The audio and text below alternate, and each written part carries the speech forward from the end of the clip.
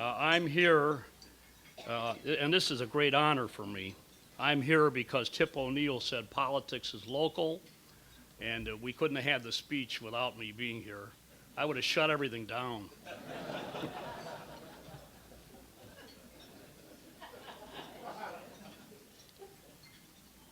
I have the honor today of introducing to you the 47th United States Senator from the state of Illinois.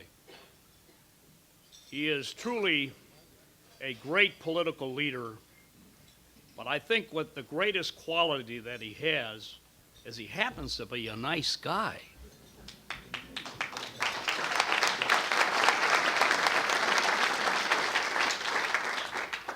He's an individual that if you have a problem, you can talk to him and dialogue with him. And he might not give you the answers that you want, but at least you walk away feeling pleasant.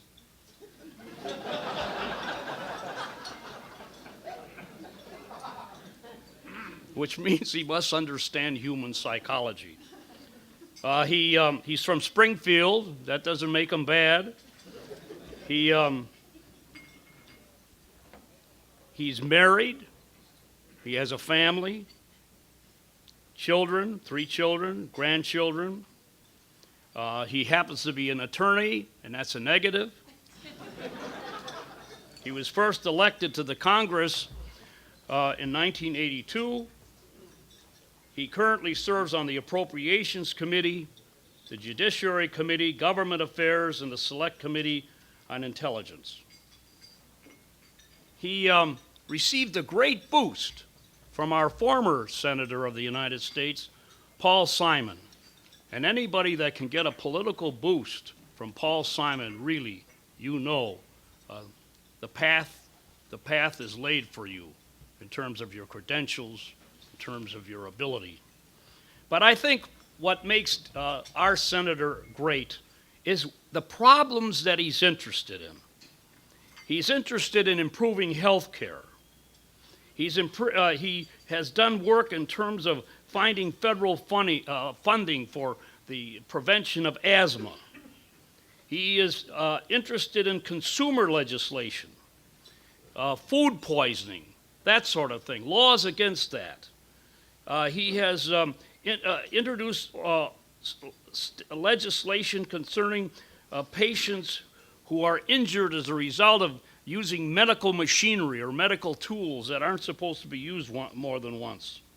He has worked with the Alcohol, Tobacco, and Firearms Agency to promote safety regulations against guns. And if there's anybody on a national level that has led the fight to curb gun control legislation and the sale of guns so that guns don't fall in the hands of the wrong people, it is our Senator, Dick Durbin.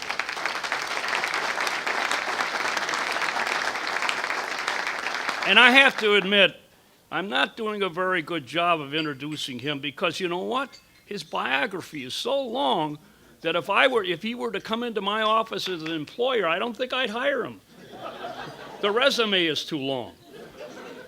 He fights for farmers. He's a leader in the promotion of the use of ethanol. The Farm Bureau gave him an award, and I don't know whether we like that up here in the city, but it means he's rather ecumenical. He caters to city issues as well as agricultural issues, which doesn't make him bad. He's always worked for certain tax cuts that were important and meaningful. He is now, in 2000, he was the co-chairman of the Democratic Platform Committee, which shows that he is political. And with that, I have to tell you, it gives me a great pleasure and an honor to introduce to you, for a bit of dialogue and conversation, our Senator Dick Durbin.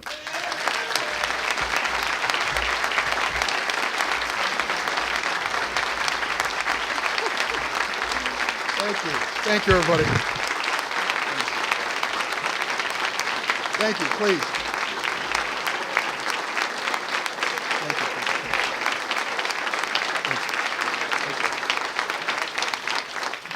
You're clapping for him, not me.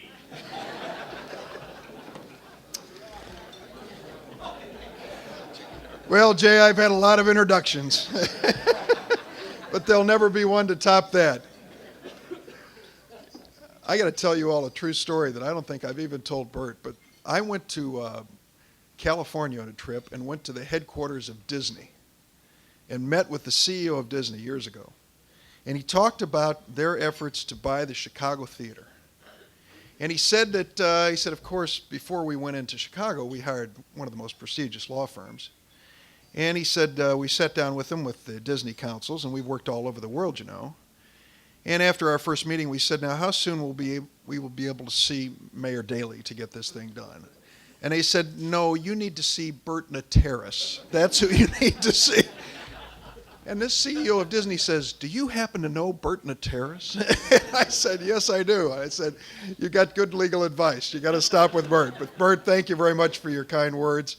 It is great to be in Chicago. It is great to be anywhere other than Washington on a regular basis. And good to be here with the City Club. I noticed that you were given accolades recently by Steve Neal in his column about what, please.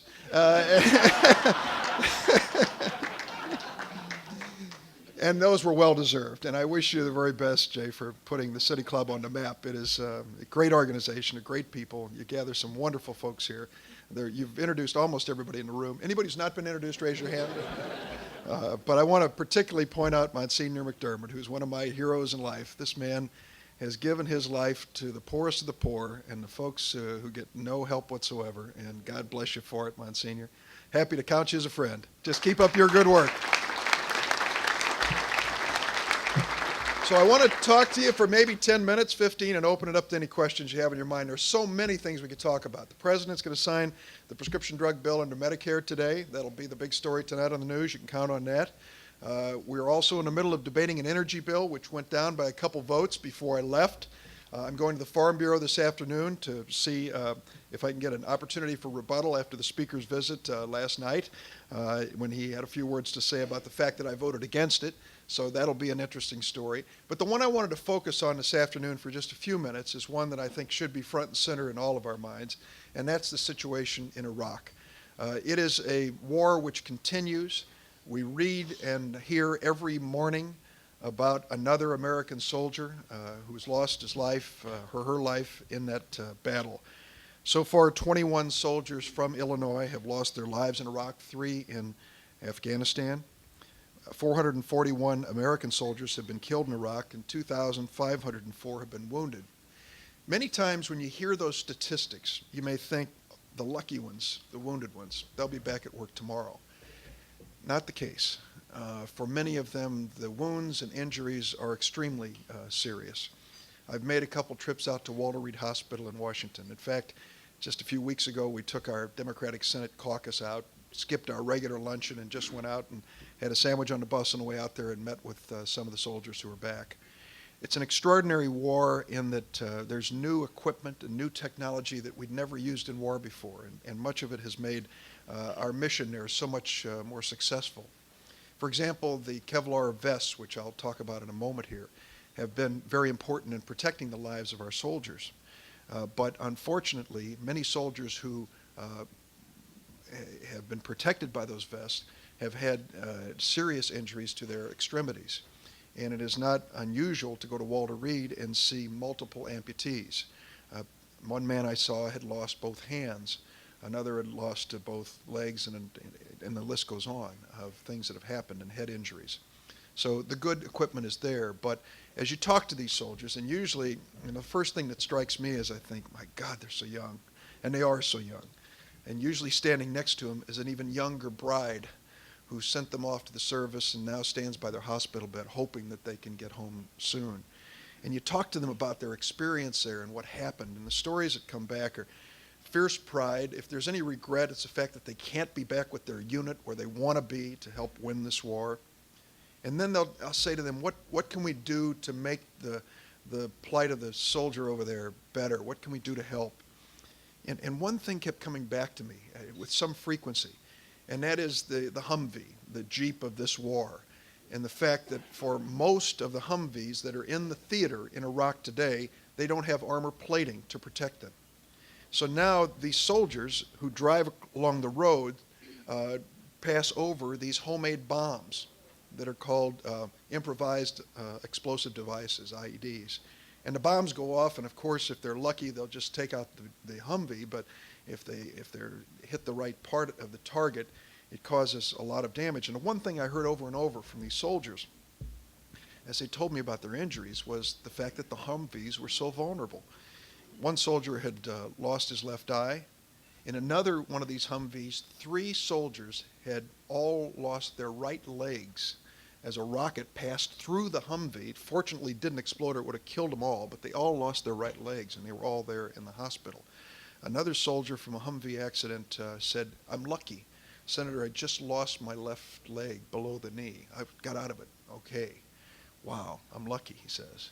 But he said, when you go back to Capitol Hill, would you do what you could to get some armor plate on those Humvees? And you think to yourself, with the billions of dollars that we're spending, that would seem like such an obvious expenditure that we would have provided this protection for these Humvee vehicles.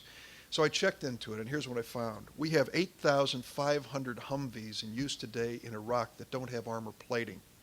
And we're really now trying on an accelerated basis to armor plate these Humvees. In one of the facilities, which some of you have heard of, but unless you get around downstate, you may not have heard of too much. Dawn, you've been out in the territory there. Rock Island Arsenal, which has been around since the Civil War, building equipment for America's military. If you visit this magnificent arsenal, which is on an island on the Mississippi River, there's a Confederate cemetery there. This has been a place with a long history. And they have now been impressed into action to build the Humvee armor kits.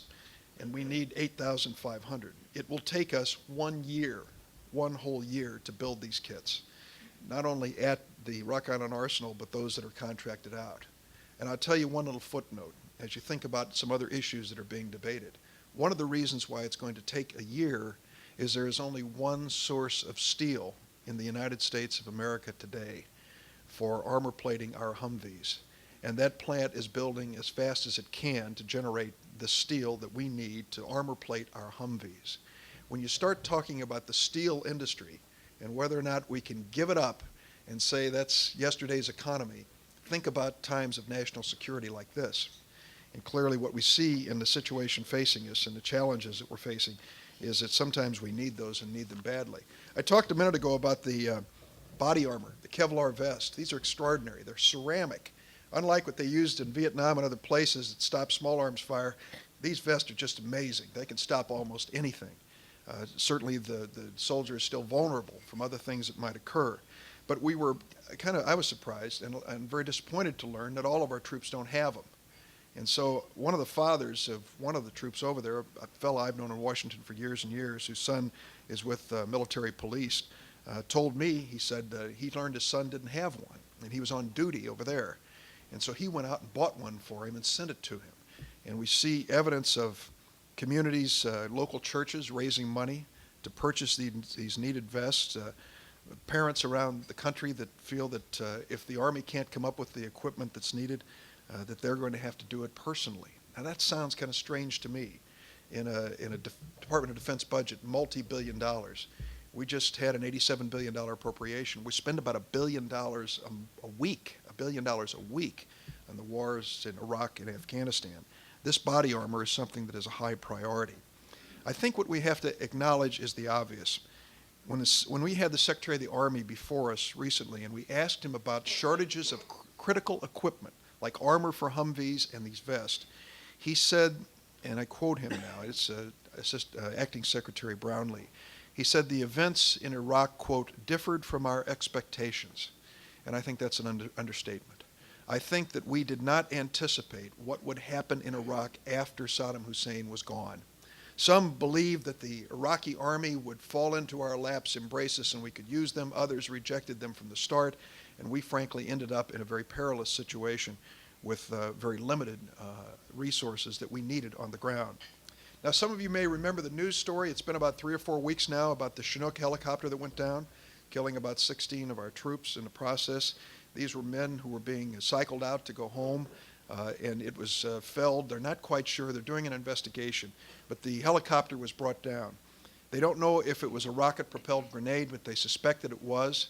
If you've seen the movie or read the book Black Hawk Down, you know that some of these terrorists and guerrillas have figured out that you don't need to penetrate the armor on a helicopter. If you can just get a rocket-propelled grenade to explode near the rear rotor, you can bring the helicopter down. And that, they think, is what happened with the Chinook helicopter, but it could just as easily have been a shoulder-fired missile, because there are literally thousands of those in Iraq today. So I was driving with Loretta down to Springfield when that story hit the news. And they called and asked me for a reaction. I certainly didn't know much other than what had been said in the news. And then the reporter called back and said this helicopter was from an Illinois unit, a National Guard unit. So I started scrambling to find out what had occurred. And after 2 or 3 weeks of investigating it, here's what I found. This was a Chinook, which are the huge transport helicopters, a Chinook helicopter unit that combined the Illinois and Iowa National Guards, 16 of these helicopters in their combined unit. About 4 or 5 months ago, they were given 7 days' notice to activate and be ready to report, and they did.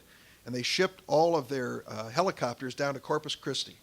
At that point, they inspected the helicopters and found that only 3 out of the 16 were adequately equipped to go into war. Only 3 out of the 16 had the flares that they set off to try to divert these shoulder-fired missiles that are fired at these helicopters.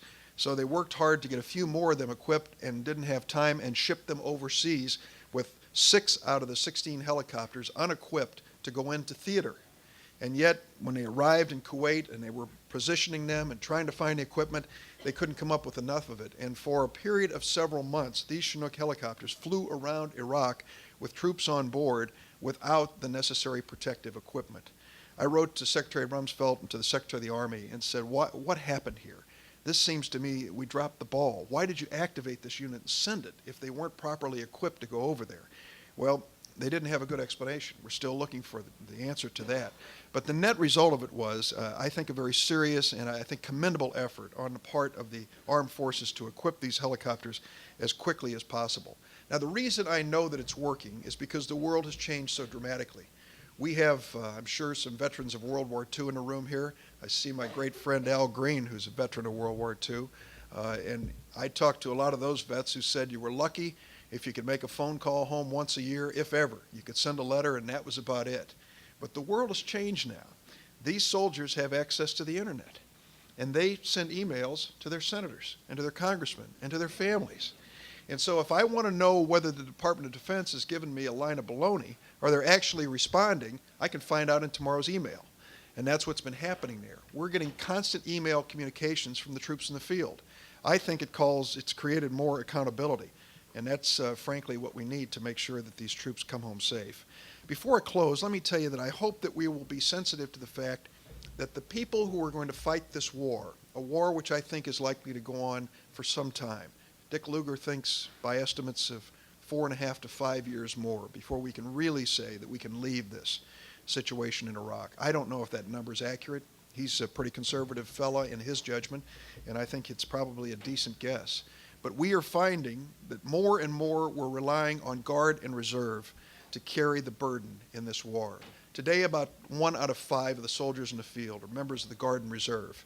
That's going to change after the first of the year. It's going to go up to 40%. Going to double the Guard and Reserve. Think about the impact on the lives of those guardsmen and reservists and their families back home. I think we've got to be more sensitive to it. There are things that we've done in this state, and many of you represent companies, and I commend you for it, that have said, if you're activated, we're going to stand with you, we'll make good on your salary. We haven't done that for the federal government, though. 10% of the Guard and Reserve are federal employees, and we don't have income protection for them if they're activated. The state of Illinois does, and a dozen other states do, but we don't.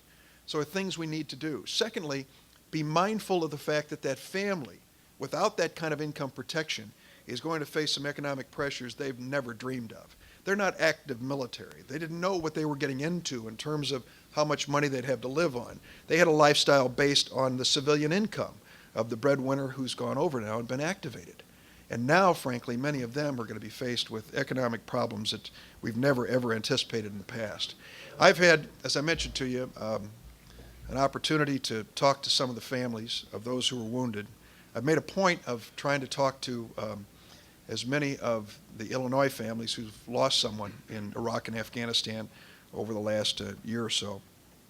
Understandably, some of them don't take phone calls, and I don't press it. I just make an effort. The ones I've talked to, though, are amazing stories of people who have lost someone they love very, very much. A young man, usually, in this situation, and someone who had a bright future. Brian Slavinas, who was the helicopter pilot for the Chinook that went down.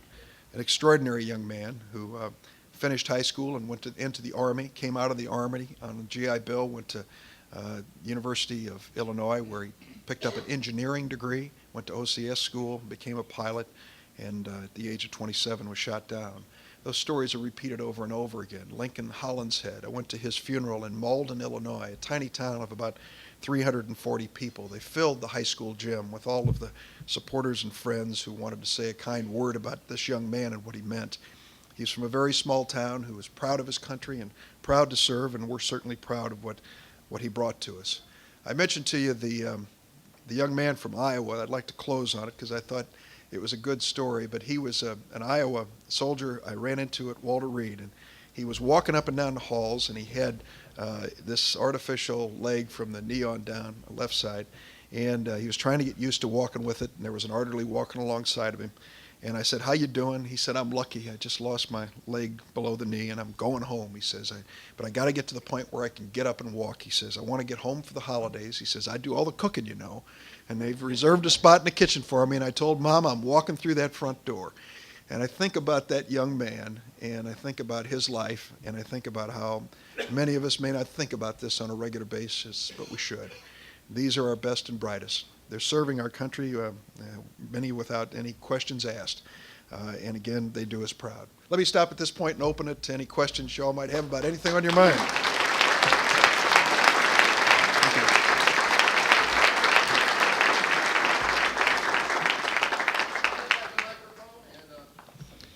If you'd identify yourself, I'd appreciate it. Okay, I'm Ferd Isserman. I live in River Forest.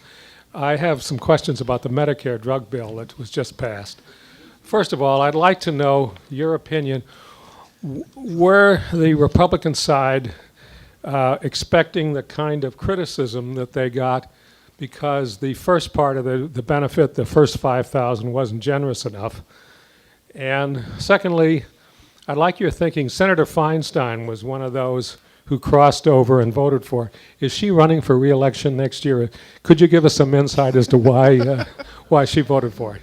Thank you. I won't explain any of my colleagues' votes, but I'll tell you mine. I voted no, and I'll tell you why I voted no. I'm for prescription drug benefits for seniors, and what we've enacted here and will be signed by the President today, I think is a terrible law, and it's one that will be revisited quickly because it honestly, you should have heard the phone calls to my office. I mean, they were overwhelmingly in opposition to this. And when you come to understand what it does, you can understand the opposition. First, it is a bill which does nothing to deal with the cost of prescription drugs. And if you don't deal with the escalating cost of 10, 15, and 20% a year, no matter what benefit you put in place, it'll quickly be outstripped by inflation. That is exactly what's going to happen. But the pharmaceutical industry did not want any kind of bulk purchasing by Medicare that might bring down the cost, as it does at the Veterans Administration for our veterans. And so they pushed away any efforts for Medicare to offer a basic plan and to bring down cost. In addition to that, they made it more difficult to import drugs from Canada, and they really changed the law that we passed in the Senate that would have allowed generic drugs to come online more quickly. So for the pharmaceutical industry, it was a home run in 3 different directions. And then this bill itself, which you pointed to, has a gap in coverage. If you happen to be a sick person who is a senior, a chronic illness with expensive medical bills, here's what you're in for in 2006. Incidentally, 2006. Why are we waiting over 2 years? Because they want to get this bill in place after the election. That's why. 2006, you will start paying a monthly premium. It's voluntary. You will pay a monthly premium, estimated $35. You will have a out-of-pocket expense that you have to pay each year of $250, and then you will have 75% coverage of prescription drugs beyond that. Now, when you reach the level of having paid $2,250 in prescription drugs in that year, the program stops, and you're on your own. You are on your own until you can show that out-of-pocket expenses have reached $5,100. Then the program kicks in again. So for the sickest seniors, and we estimate 50% of them will fall in this category, this program will drop them in the middle of the year for a period of months before it resumes. I don't understand that. I think, frankly, it's wrong. And secondly, there were some people with ideological goals in mind who decided they wanted to take on Medicare. Well, I happen to think Medicare is a pretty darn good program. And for over 40 years, it's worked. And if you want to know whether it's worked, look at the longevity of seniors in America in the last 40 years. They're living longer, they're more independent, they're stronger. People in this room wouldn't be here today were it not for the benefits of Medicare.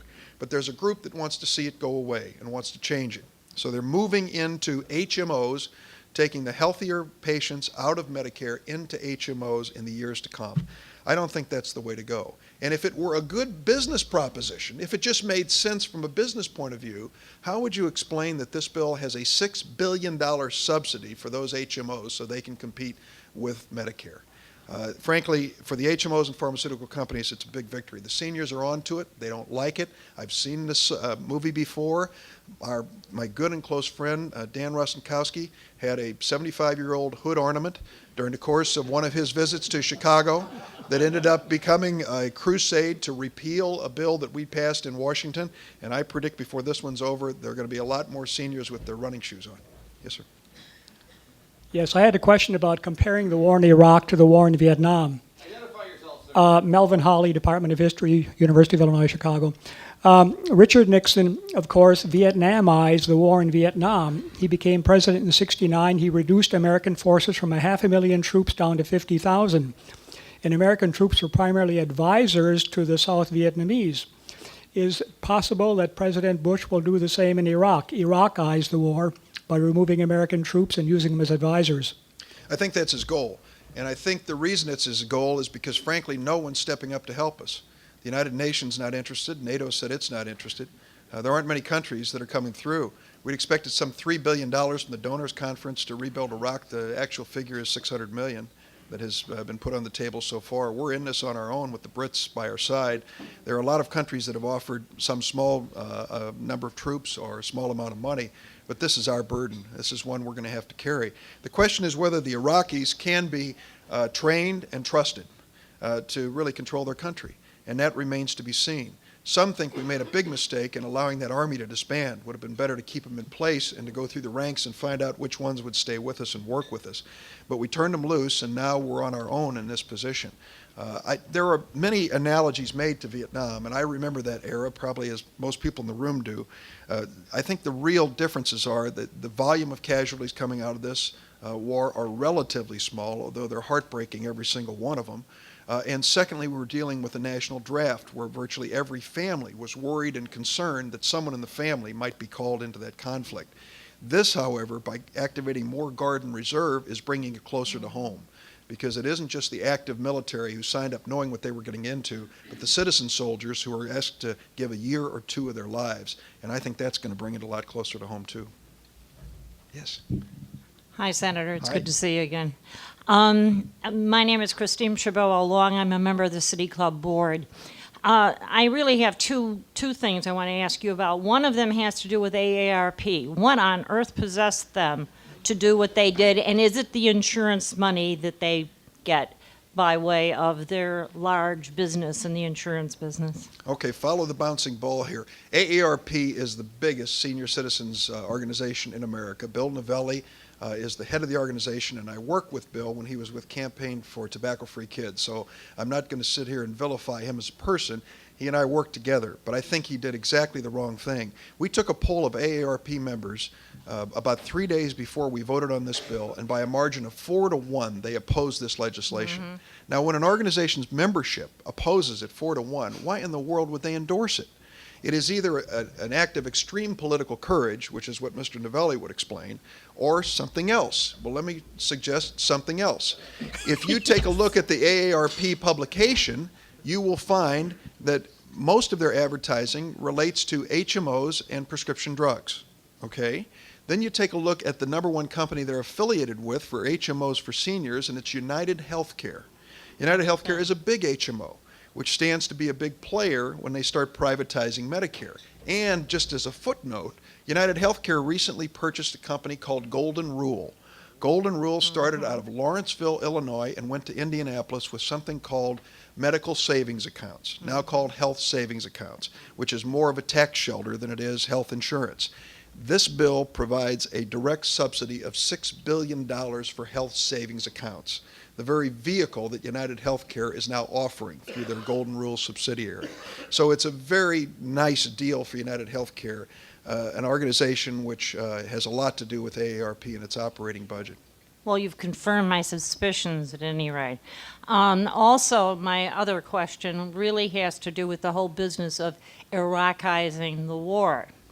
As you know, I've done a lot of work in Poland, some of it for the federal government and some of it for predecessor organizations. I know how many years went into preparing people in Poland to take on the role of writing a constitution, of taking hold of a democratic government. That was a process that went on for, in fact, hundreds of years, but more recently, at least 50, some of them beginning with Ronald Reagan's efforts during the Cold War. My boss, when I worked in Poland for the Polish government, was the author of the head of the committee that wrote the Constitution. It took them 3 years to do it, and we're talking about people of extraordinary ability. What makes us believe the delusion that the Iraqis are going to produce a constitution in 6 months and call it anything at all worthwhile? Well, I'm very skeptical. First off, Iraq doesn't have a tradition of self-government. Iraq exists because the British Empire decided that's what would be the result of their territorial division. And they married into this little country called Iraq two warring Muslim factions, Sunnis and Shiites, and threw some Kurds in for good measure. And so here you have a country which has been governed by a monarch and then by a dictator. So there's little evidence of an appetite or history when it comes to self-governance. To think that they are going to move toward this and a constitutional model in just a short period of time, I don't think it's likely. Now, local governance, I think, is a little easier. One of the papers over the weekend suggested maybe the UN needs to be called in, if they'll come in, and I'm not sure they will, to be part of the supervision of an election and establishing a government in that process. But here's the problem that we have, all of us gathered as lovers of democracy. We put all our faith in elections. We say, you know, if you have a, quote, free election and people get to choose their leaders, we believe democracy will prevail. That, to me, could turn out to be a perilous outcome. You could end up with some leaders that we don't like at all and, frankly, don't agree with us at all. And then where are we? We're in a pretty sad situation. So I think when it comes to self-governance, which I want to see happen, it's still a long, tortured road. Thank you. Thank you.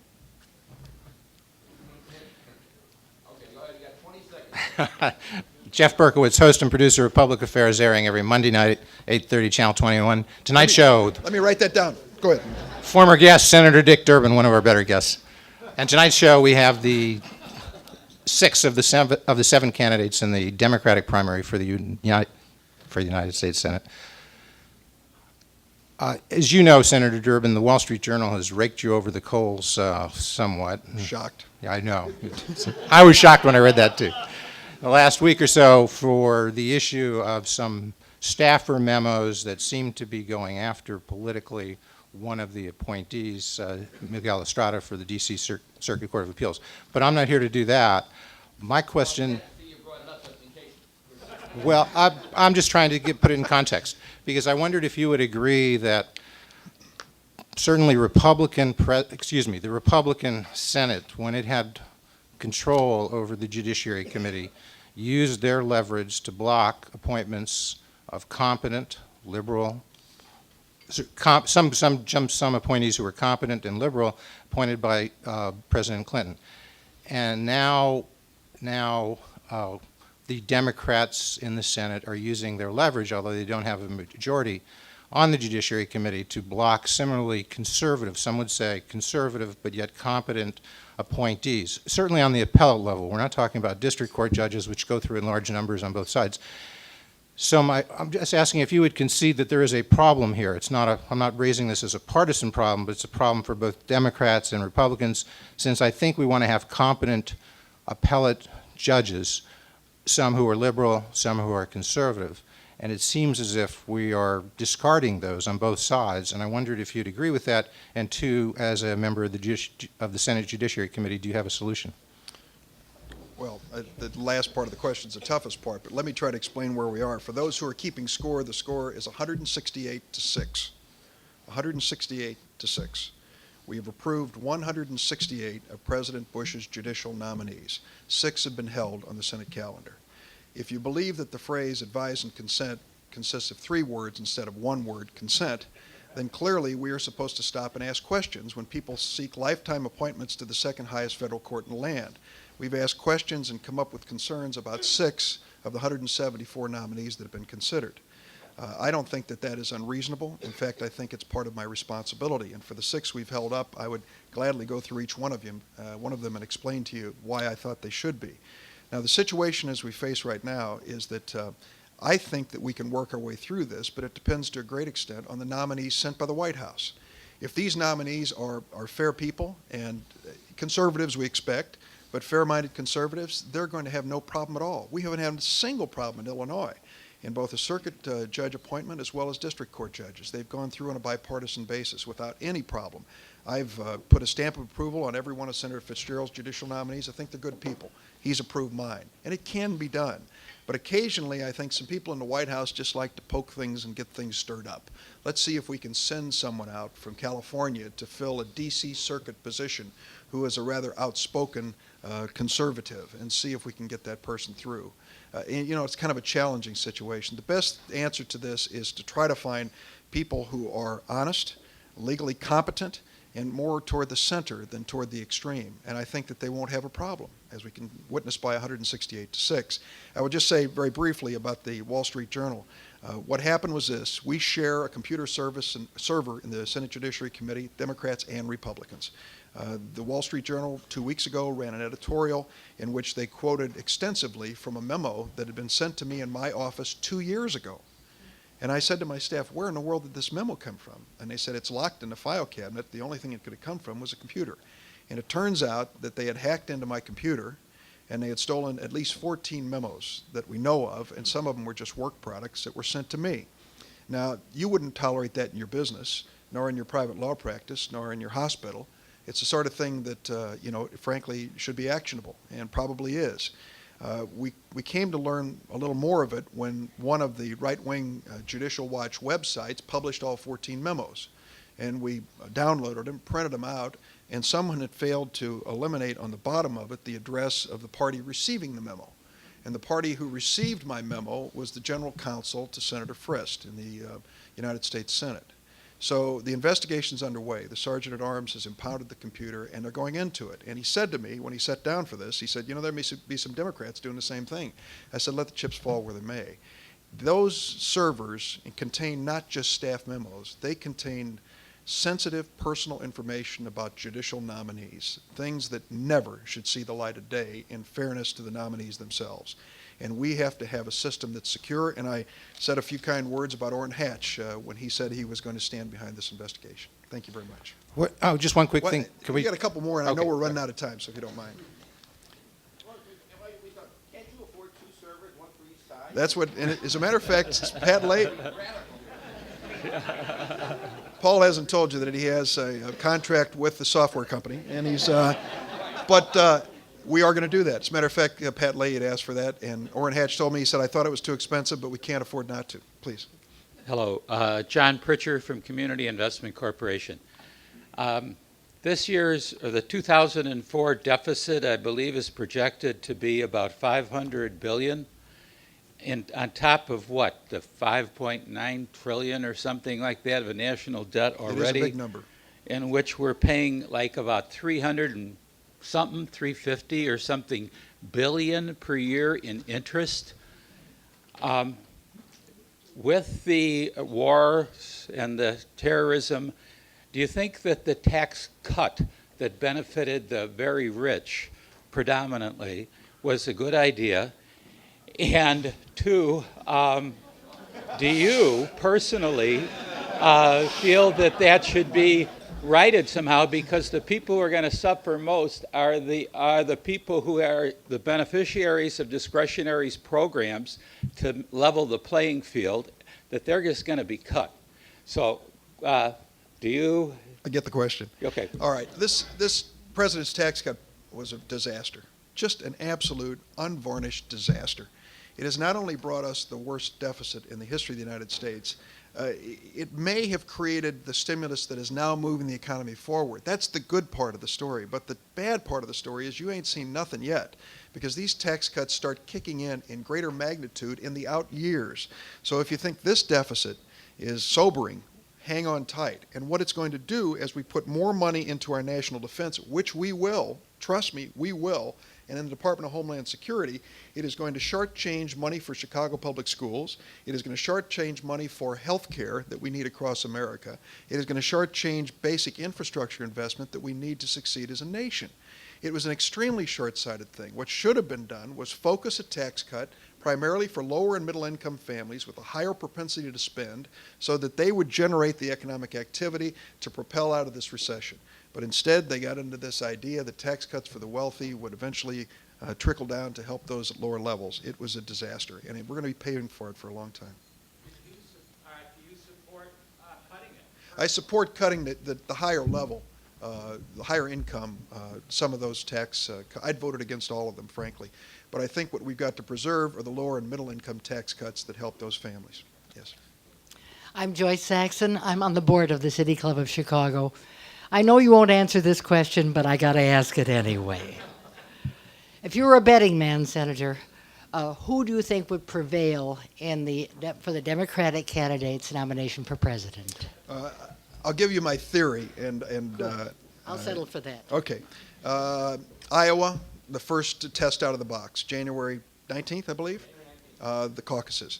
It's Gephardt's to lose. He has to win this or he's finished. He won it in 1988. He beat Paul Simon. I remember. I was there. They're still counting the ballots. They could be. If you've ever been to the Iowa caucus, Paul, have you seen it? Yeah. Firsthand, it's the most incredible display of something called democracy.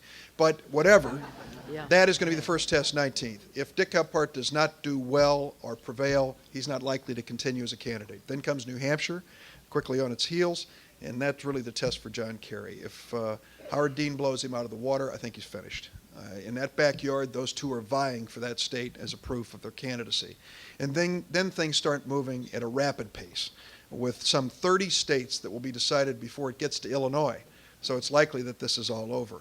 I don't know at that point whether Howard Dean will be the leading candidate, whether Wesley Clark will catch fire. I know he has some friends here, Betty Lou, for example. I know you've recently hosted a little meeting for him, and my son had a chance to meet him too. A very impressive fella. There are a lot of good candidates in the race. The one thing I would commend to you, if you're really a junkie on this, is go back about 4 weeks to a New Republic cover story on Joe Trippi, who is the campaign manager for Howard Dean, in which he tells the story about how they're using the internet. I think what they're doing is adding something to the equation that those of us who follow politics day and night have never seen before. And if they achieve it, if they bring into play in their campaign this internet factor, it's going to be the future of American politics. The thing that's good about it is it democratizes the process. It says to Howard Dean, a man who is not personally wealthy, that he doesn't have to take federal funds. He can raise as much or more just doing it through internet contributions. And that, I think, is a healthy thing in a way to move us in that direction. Thank you, Senator. Your name? Bill Your name Singer. again? Yes. I want to ask a Homeland Security question. Yesterday, for the first time since 9/11, or not yesterday, Thursday, I flew on a private plane out of Midway. Absolutely zero security. No personal search, no magnometer, no search of baggage. You get on the plane, you walk out on the tarmac, nobody there, no marshals, no federal security agents. The plane that I was flying on was next to the state of Illinois plane.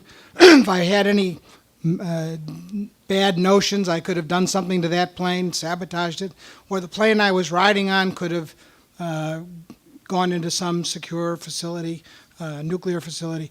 Have we made a decision saying that private aircraft because mainly they're flown, I assume, by Republicans, are not going to be searched Now, because Bill. because we trust them more not to do anything to our country. I was astounded. I think I couldn't believe that nobody asked me anything, and I could walk on the tarmac with whatever I had in my pockets. I mean, it's just astounding, It is- given the contrast with the commercial sector. It is so different. And I've flown through a lot of private aviation terminals and where there's no security whatsoever. Nobody even stops and asks who you are, and you're headed out to a plane to get on.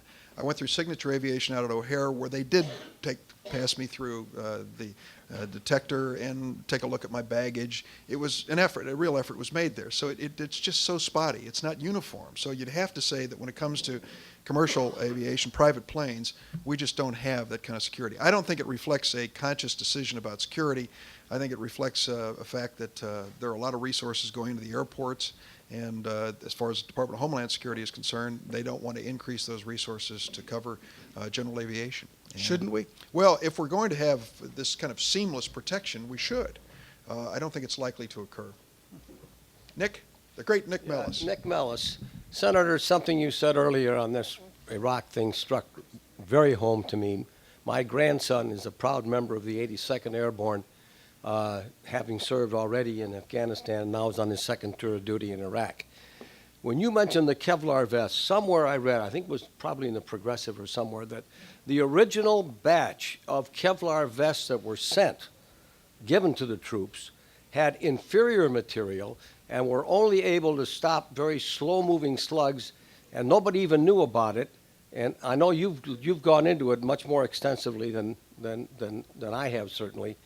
Have you any comment on the inferior quality of some of the equipment that was already given to these men? I'm not familiar with that story, Nick. I'm not. I'm not surprised, despite saying and believing that we have the best military in the world and the best men and women. We don't No always do a question. great job when it comes to procurement of equipment. It sometimes goes to the lowest bidder when maybe that's not the best bidder in terms of what they're going to have. The point I tried to make in this speech was how many places already, whether it's helicopters or Humvees or body armor, we weren't prepared for what would happen after the declaration of this end of major military effort. And now we've got to scramble to take care of that. But we've got to be mindful of the fact that the system in the Department of Defense does not always generate the very best equipment. Thanks, City Club.